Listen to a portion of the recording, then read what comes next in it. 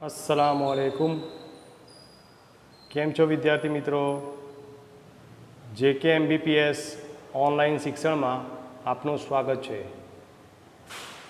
आज આપણે ધોરણ 5 विषय हिंदी एमां આપણો આજે बीजो तास है। इस पाठ में मतलब पाठ 1 में यातायात के साधन में सबसे पहले हमने यातायात के कौन से साधन हैं वह पढ़े।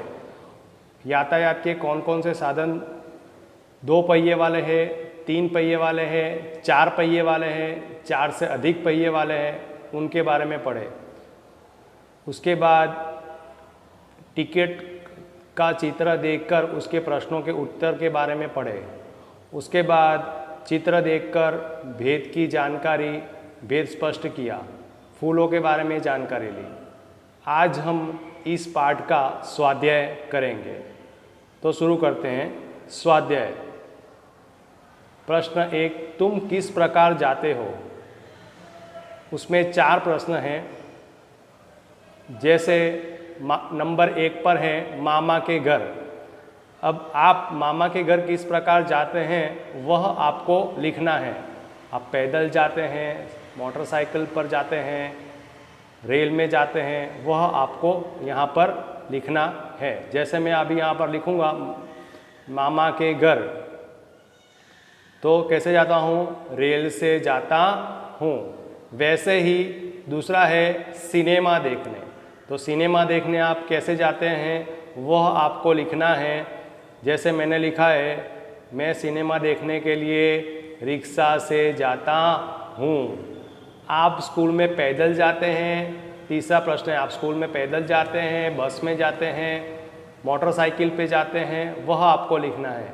तो जैसे मैंने यहाँ पर लिखा है, मैं स्कूल कैसे जाता हूँ? बस से जाता हूँ।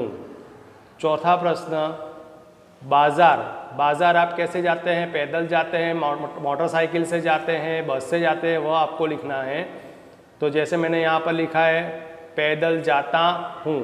इस प्रकार आपको लिखना है। ठीक है। प्रश्न 2 है, तुमने इनमें से किसकी सवारी की है?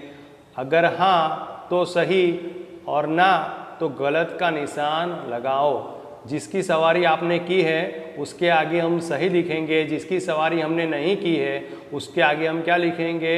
गलत लिखेंगे कि मैंने इसकी सवारी नहीं की है। तो चलिए शुरू करते हैं। आपने जिसकी सवारी की है उसके आगे आप सही लिखिएगा, और आपने जिसकी सवारी नहीं की है उसके आगे आप लिखेंगे गलत। तो पहला क्या है? तांगा। तो मैंने तांगे की सवारी की है, तो मैंने यहाँ लिखा सही। फिर क्या है? Motor car. तो आपने मोटर कार की सवारी की है तो क्या? हाँ की है, सही। फिर क्या है? ऊँट गाड़ी। ऊँट गाड़ी की सवारी तो मैंने नहीं की, तो मैंने लिख दिया गलत। बैलगाड़ी। तो बैलगाड़ी की सवारी मैंने नहीं की, तो उसके आगे क्या लिखा मैंने? गलत। उसके बाद क्या है? उसके बाद कौन सा चित्र है? रेल का चित्र है। तो रेल की सवारी मैंने की है, तो क्या? हाँ मैंने की है, तो उसके आगे मैंने क्या लगाया? सही। तो जिसकी मैंने सवारी की है उसके आगे लगाया सही, और जिसकी सवारी मैंने नहीं की है उसके आगे मैंने लगाया गलत। चलिए उसके बाद चौथा प्रश्न, तीसरा प्रश्न, पढ़िए, समझिए और सही का निशान लगाइए। उसमें पहला है सवारी। टिकट लगेगा, पैसा लगेगा और मुफ्त। तो मैंने यहाँ पर लगा दिया है। अब इसमें कौन सी सवारी पे क्या लगेगा? तो टांगे पे क्या लगेगा? पैसा लगेगा, तो उसके आगे मैंने लगा दिया सही। मोटर कार पे आगे क्या लगेगा? टिकट लगेगा, पैसा लगेगा या मुफ्त? तो वो क्या आएगा? पैसा लगेगा। इसी तरह से ऊँट गाड़ी पर क्या लगेगा? मुफ्त। ऊँट गाड़ी की सवारी कैसी होगी? मुफ्त। बैलगाड़ी की सवारी मुफ्त, और रेलगाड़ी की सवारी के लिए टिकट लगेगा। तो जिसके आगे जो आता है उसके अगर वह सही का निशान लगाना है। जैसे टिकट लगेगा के आगे, रेल की सवारी के आगे टिकट लगेगा। जो 2 सवारी ऊँट गाड़ी बैलगाड़ी मुफ्त है तो उसके आगे मैंने सही का निशान लगाया। और जैसे पैसा लगेगा, तांगा और मोटर कार के आगे लगाया पैसा लगेगा। उसके बाद हमारा चौथा प्रश्न है, निम्नलिखित चित्रों के आधार पर कहानी लिखिए। तो यहाँ पर हमें चित्र दिए गए हैं, उनके आधार पर हमें कहानी लिखनी है। ठीक है, यह एक चरवाहे की कहानी है। तो मैं आपको यह कहानी समझाऊंगा। तो चित्र के आधार पर हम कहानी लिखेंगे। तो पहला चित्र है, उसके आधार पर हम कहानी लिख रहे हैं। करणपुर नामक गांव में एक चरवाहा रहता था। वह भेड़ बकरियों पर अपना गुजारा करता था।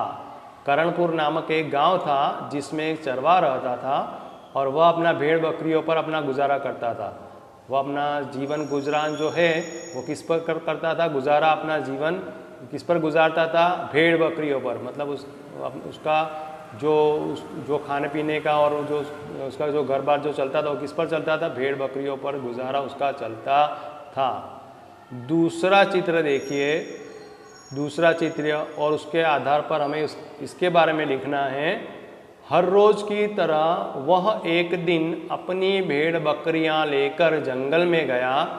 भेड़ बकरियां चरने में लगी थी। अचानक चरवाहे को मजाक करने की सूझी। वह जोर जोर से चिल्लाने लगा, बाघ आया, बाघ आया।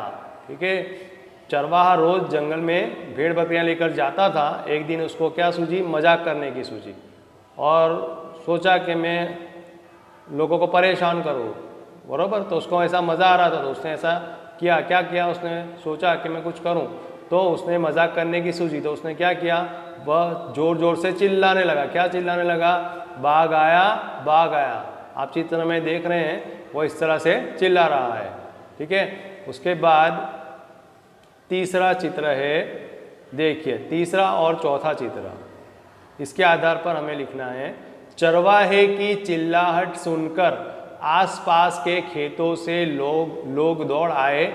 चरवाहा हंसने लगा और कहने लगा, मैं तो मजाक कर रहा था। लोग चरवाहे की बात सुनकर उसको कोसते हुए वापस लौट गए, बराबर।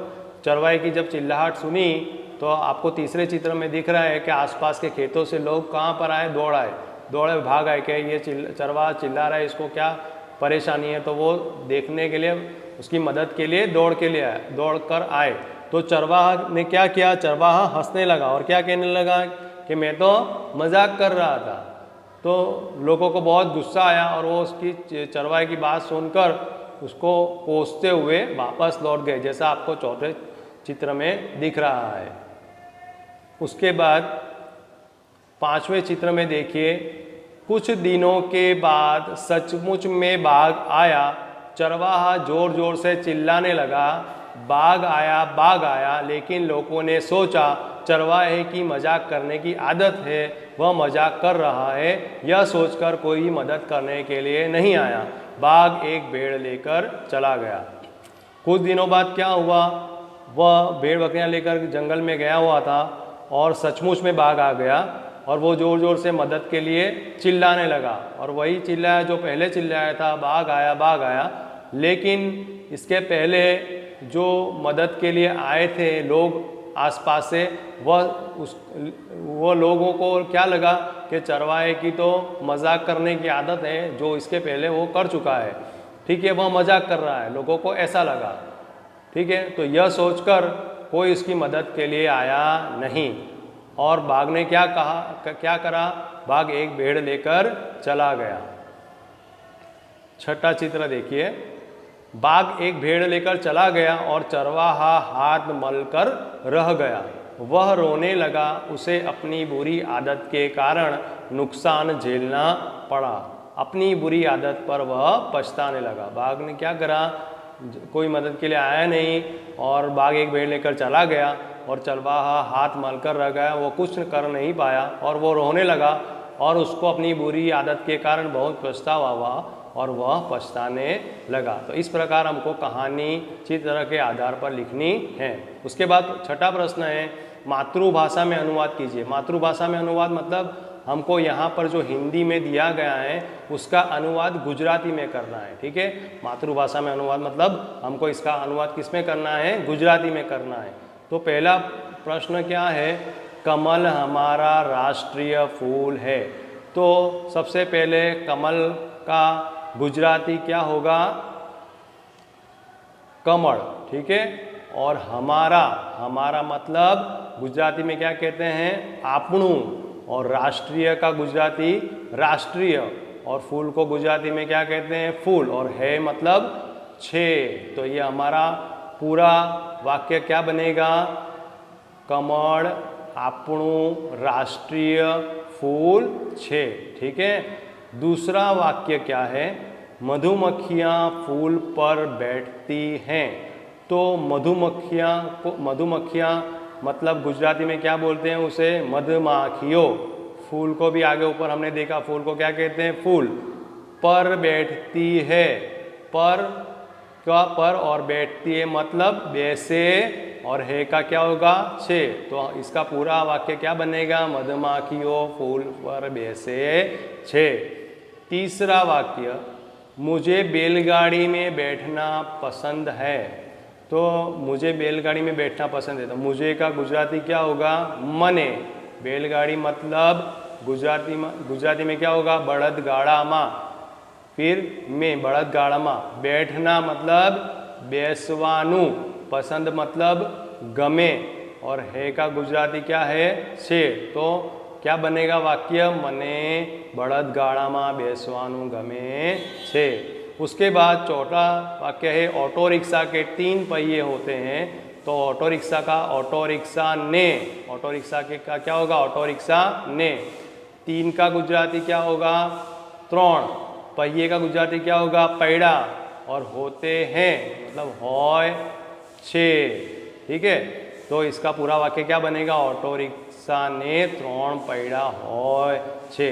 तो इस प्रकार आपको जैसा मैंने अभी पूरा स्वाध्याय कराया, इसी प्रकार आपको गृह कार्य आपकी वर्कशीट में को मैं जो आपको दूंगा, वो आपको आपकी नोट के अंदर पूरा स्वाध्याय जैसा मैंने कराया वैसा आपको देख कर लिखना है।